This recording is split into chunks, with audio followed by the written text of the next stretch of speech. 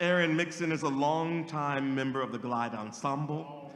She is a singer, a voice actor, and a writer, a stepmother, and now a mama.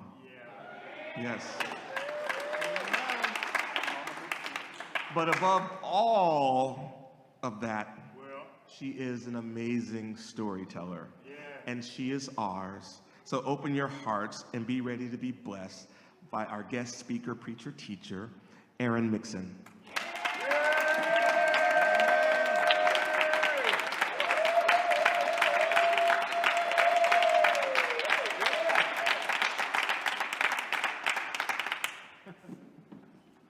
Thank you, Minister Marvin. Good morning, Glide. Good morning. I'm so happy to be here this morning, back in the sanctuary and on this stage. Thank you for inviting me to speak today. Oh, yes. My daughter has a big old head. I know this is true because people keep telling me so. Like my chiropractor who asked to see pictures of the baby and exclaimed, "Holy cow, your kid's head is huge." Or my neighbor who saw us out for a walk and said, "Hello, little one. My, what a large head you have." Now, this didn't come as a complete surprise to me because my husband also has a rather large head. It's okay, he says so all the time. I never really noticed until he showed me a baby picture of that big old melon head perched precariously on his tiny little shoulders. I thought it was adorable until I got pregnant. And then I started to worry. They tell you in the childbirth classes that going into labor is nothing like you see in the movies, but in my case, it kind of was. My water broke at 2 a.m., and we leapt out of bed and dashed off to the hospital without a bag or even a name for the baby. By nightfall, my daughter had arrived, and because they'd set up a mirror at the end of the bed, I got to watch that big old head enter the world with my very own eyes. I recently read a piece about the battle that women go through to give birth. All right. How the pain takes you inside yourself to a place that you've never been and forges the bond between you and your child. And I wondered if I deprived myself of that because I had a great epidural. My entire bottom half just went on vacation. I could see my daughter's giant head crowning in that mirror, and I kept thinking, boy, that looks like it hurts. But it didn't. Finally, she popped out, and they plopped her on my chest, all gray and wrinkly, looking like a little wet muppet. And I was so happy to see her. But to my surprise, I wasn't struck by that instant thunderbolt of motherhood. Well, I wasn't different when I left the hospital. I had a baby in my arms, but I was unchanged. And so I wondered, did I miss some crucial bonding opportunity because I'd spared myself the trauma of childbirth? I needn't have worried. The trauma was on its way. Newborns they're kind of awful. Nobody tells you this. Everybody says that tiny babies are so wonderful, but I think it's just a conspiracy to make sure that we continue to procreate. Because newborns give you nothing. They don't smile. They don't snuggle. They don't say, "Thanks for the milk, Mom." No. They just scream in your face and poop in your lap and gnaw on your most sensitive parts until you're crying and she's crying and your husband's pulling at his hair and offering helpful nursing tips like, "That doesn't look right." And you whirl on him like Zool and growl, "Why don't you try it then?" But he meant well, and I wasn't doing it right. She was hungry all the time. She was underweight. I couldn't believe how often she needed to nurse, and it was so painful for me. I dreaded feeding her. She didn't sleep well either. In retrospect, she was hungry, but at the time, we didn't put that together because she always seemed to be eating. She screamed all night unless we were holding her, and we began to take turns sleeping with her on the floor of her bedroom, which felt safer than bringing her into our bed. But we were never in bed together. We were two ships passing in the night, occasionally crashing into each other in our exhaustion. When the baby was 2.5 months old, I went back to work. That hadn't really been the plan, but finances demanded it. I'd been laid off at the top of the pandemic, but I was fortunate to be rehired by my old company in a new role that allows me to work from home and around the baby's schedule. But it's still a full-time job, and we don't have childcare. So I would work from the rocking chair with the baby in my lap, typing over her head. I would nurse all day long just to keep her quiet, and I'd let her sleep in my lap for hours on end, afraid to move and wake her and lose precious work time. And we were still up with her for most of the night, just churning through this cycle that seemed to have no end. Well, there's only so long you can do this before your body starts to protest. Amen. My back began to spasm whenever I bent over the crib. I started getting bouts of vertigo from rocking the baby while I worked, and sometimes migraines. And then one day, my wrist gave out. It just stopped working. I couldn't grasp or pick things up, and I was terrified I'd drop the baby. So I began working in the evenings after she'd gone to sleep, when I could type unencumbered. But she was still waking 2 or 3 times a night, and I was more tired than ever. Now the good news is that she was getting cuter. She'd begun to smile, and just in the nick of time, because I was getting about ready to break up with her. The first time she smiled at me was a particularly tough night. I had tried to let her cry it out and failed. She screamed until she lost her little voice, and I gave in and nursed her. I felt awful, and I was certain that she hated me. But just before she drifted off, she opened her sleepy eyes and smiled right at me. And I thought, oh my God, she knows who I am. After that, she smiled a lot. She started to coo and then babble. And she was getting stronger too. I'd sit her up to burp her, and she'd try to launch herself right out of my lap. She was still struggling with that big old head. She could lift it, but she couldn't control it yet. So she would swing it around in this lethal arc and pop me in the face. And, oh man, does that hurt. It doesn't seem to hurt her, but I swear one of these days she's gonna break my nose. And then one day, she laughed, and it was the most amazing sound. Her little personality was blooming right in front of me. All right. She was fascinating. She was funny. Yeah. Even though she'd been born several months before, now it felt like she'd arrived. She was finally here. And I wasn't. Okay. Oh, I was with her. I was there, but I wasn't present. I was tired. I am tired. Well, This is not news to anyone who's had children. It's exhausting. When I think back on my own childhood, there's a look on my mother's face that I recognize now. Well, I recognized it then, but now I get it. It's that tired, detached smile. You know the one that I mean? yeah. You might have seen it on your own mother's face. Even as a child, you know there's nothing behind that smile.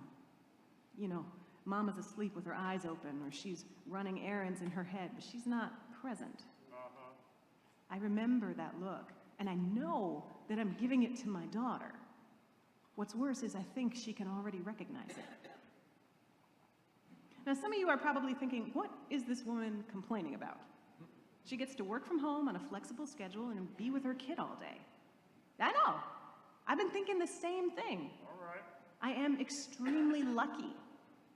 And I'm grateful, theoretically, but a lot of times I don't feel it. Amen. I've been forgetting to practice gratitude. Amen. At the height of the pandemic, I would take long walks and go looking for little free libraries, which I love. And in one of these, I came across the book The Secret by Rhonda Byrne. Somehow I missed the global phenomenon that was The Secret when it was released about 15 years ago. It was a book and then a film. I think it was featured on Oprah. But I slept through that movement, so it was all new to me, this concept of gratitude as a tool that can transform your life. Amen. It's a multi-tool, really. It works in a couple of different ways.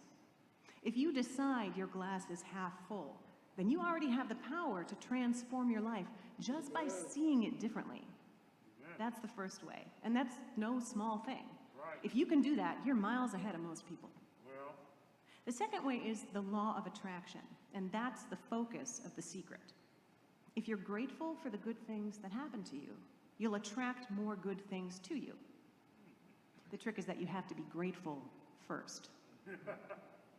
Now, the idea behind the law of attraction is that our thoughts operate on a frequency. Everything in the world operates on a frequency.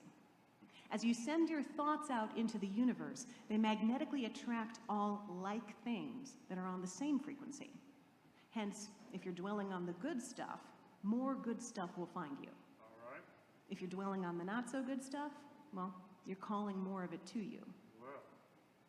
I did not understand the finer points of this theory, and I wasn't sure if it was actual science or just a lot of BS. I'm not scientifically minded, and I'm sure I'm not doing a very good job of explaining this to you. But then I saw this fascinating video. A man sprinkles sand on a metal table, and he rubs the edge of the table with a rubber mallet until it starts to hum, producing a pitch. And the sand vibrates into a geometric pattern. He repeats the process with a different wand, producing a different pitch, and the sand scatters and reassembles into a different pattern. Over and over he does this, and the sand arranges itself into a dozen different designs. It finds the frequency of the pitch, and it goes there. And I think they should have put that in the movie, because I understood that visual a lot better than the words on the page. All right. Sounds have frequencies. Thoughts have frequencies. My thoughts are gathering more of the same, creating patterns in my life. So, what was I thinking? I'm tired. I'm hurting. I'm busy.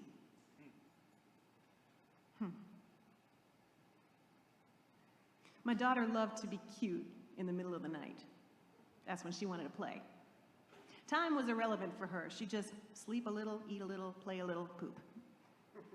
And I would try not to engage because I didn't want to get her all worked up or she'd never go back to sleep. So I wouldn't speak, and I'd keep my face impassive. And she'd lie in my arms and just stare at me, like she was drinking in every detail of my face and storing it away. And I know it sounds silly, but I swear that there was wonder in her eyes. Have you ever had somebody look at you with wonder in their eyes? Is there any greater gift in the world? But it was a little inconvenient for me, timing-wise. The middle of the night is not really when you expect to receive your gifts from the universe, so you can understand if I wasn't prepared. You can understand if I cut it short. If I put her back in her crib and prayed she would just stay quiet until morning. A friend of mine was telling me about this Native American legend, an origin story. The Creator had fashioned the body of man and was wondering where to put the soul so that it wouldn't be damaged. The eagle said, "Give it to me. I'll fly it to the moon." The Creator said, "No, one day they'll go there and find it." The fish said, "Well, I'll take it to the bottom of the ocean." The Creator said, "No, they'll go there too." And the grandmother spirit said, "Put it inside of them. They'll never find it." Now, I'm badly paraphrasing what was badly paraphrased to me, and I've probably got some of the details wrong. It might have actually been an African proverb.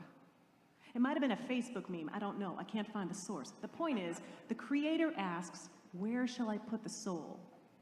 And the answer comes back, "Hide it in plain sight." That's what gratitude is. It's this superpower that's hidden in plain sight. We all have access to it. We all have the ability to view our lives through its lens, and yet most of us forget to do it. I have a tattoo on my forearm that says, "Do good." I got it when I was going through a bit of a depression as a selfish reminder that doing good for someone else makes me feel better. It is literally tattooed on my skin, and I still forget about it. I don't even see it anymore, let alone stop to think about what it means. It's the answer to so many things, and it's right here in plain sight, and I still forget. Just like I forget about gratitude. It is the best kept secret right in front of my face. It is inside of me. I have the power to access it every day, all the time. But it takes practice, and I'm not so good at that part. I decided to keep a gratitude journal for my 45th year, and I'll be honest, I'm not doing a great job with it. I write in it every night, but I'm usually just dashing something off quickly before bed. My initial thought was to try and remember everything I'd been grateful for during the day, but a friend suggested an alternate approach. He said, choose one thing and take a deep dive. For example, I'm grateful that I got to play guitar today, that I have a space to play music. But really, I'm grateful that my dad taught me to play all those years ago. It was a chance for us to bond and something that we could hold on to through difficult times. He said, when you do a deep dive, you're not just making a list, but you're actually accessing those feelings. And I remembered that was in The Secret too. The force behind gratitude is the feeling. It's those emotions that trigger the frequencies that create the patterns in our lives. Well, any new mother will tell you that her emotions are all over the place. It's no wonder my patterns look a bit schizophrenic. I've wanted to be a mother my whole life. I've been a stepmom, and I love those kids. But they were children when I met them. They weren't babies. We never had those moments of just staring into each other's eyes and falling in love. That would have been weird. Now I have this baby who made me a mama, and she's giving me everything I've always wanted. And most of the time, I'm not present to receive it. I'm busy. I'm stressed. I gotta get back to work. I gotta finish this task to free up time so I can be with my child. Meanwhile, ignoring my child who's in my lap, giving me the blessing right now. Amen. But I don't have time right now. I'm tired. I'm hurting. You don't picture yourself exhausted or in pain when your gifts come. You don't think those precious moments will arrive when your back seizes up and your wrists give out and you can barely carry the baby. No. You picture getting your gifts when you're whole and rested and have the energy to receive and revel in them, to appreciate and make the most of them. In your mind, it's a perfect golden day when your gifts come. But sometimes your blessings come in the middle of the night, when it's inconvenient, when you're not ready. I've been on this stage hundreds of times. I've sung a lot of songs up here.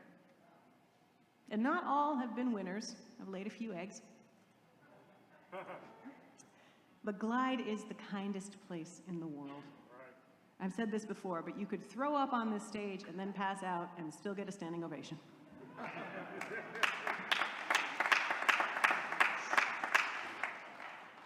So sometimes, after singing up here, I'd get compliments on what I thought was a poor job. And it would make me a little uncomfortable. I'd think, this poor person has bad taste. Then one day, a man approached me, and he thanked me for singing, and he said, your song made me cry. I haven't been able to cry since my brother died. So thank you. And that struck me because I hadn't been happy with my performance. But I began to realize that what I brought to the stage was only half the equation. What the listener brought would affect what they heard as much as anything that came out of my mouth. I was giving something, and they were receiving it, but it was the way they received it that defined for them whether it was good or bad. After that day, I began to see my performance in a different light. I'm going to sing a song a little later in the service, and it's been a while. I'm a little bit rusty. But it's okay, because now I know if it doesn't sound good, it's half your fault.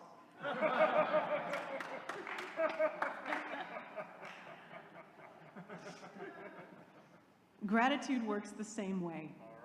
It's how we receive that makes all the difference. Every gift, every blessing that we get is only half the experience. The other half, we've got to bring with us. We have to receive with our full attention. Life is full of gifts, but we got to be present to receive the present. Otherwise, you could be handed the greatest gift in the whole world, something you've spent your whole life dreaming of, and open it up to find that it's just an empty box. There's a woman whose blog I sometimes follow, and she wrote a post some years ago that I still remember. The post was entitled, "As Good as It Gets," and the story was that she was hurrying her young son through his first Halloween trick-or-treating because there was a party she wanted to get to, and she was worried that they were missing it. Well, it turned out the party broke up early, everybody was off trick-or-treating, and she'd been hurrying through something wonderful to get to a place that she thought would be better, but that didn't even exist. Thankfully, she had the presence of mind to stop herself and realize this moment here might be as good as it gets. I think about that sometimes because I do know that this moment in my life might be as good as it gets. There's so much sweetness here. And so much that's hard, too. All right. But that's just life. There's always hard with the good. But if we can find and feel the joy in the midst of it all, if we can receive with our full attention, then we have the tool to transform our lives. Gratitude is that tool, but it takes practice. We got to learn how to use it. We got to practice with it every day and even every night. Because sometimes your blessings come in the middle of the night. All right. And they stare at you with wonder in their eyes. Then they smash you in the face with their big old head and puke right down your shirt. But if you can remember to be present, then that moment is truly a gift. Thank you.